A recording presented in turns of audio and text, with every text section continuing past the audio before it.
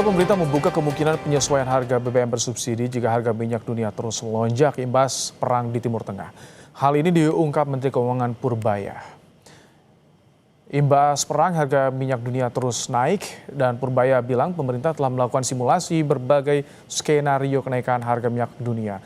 Purbaya menggambarkan jika harga minyak mencapai rata-rata $92 per barel, maka berpotensi memperlebar defisit anggaran. Namun pemerintah mengklaim masih punya opsi untuk menahan defisit anggaran di bawah batas 3%.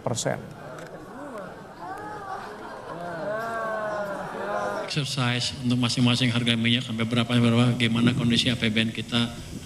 Nah, mereka masih rahasia, jadi nggak saya keluarkan, nanti mungkin di Rabu kita keluarkan gambarnya. Tapi yang jelas kita udah exercise sampai kalau harga minyak naik ke $92 per barrel, apa dampaknya ke defisit.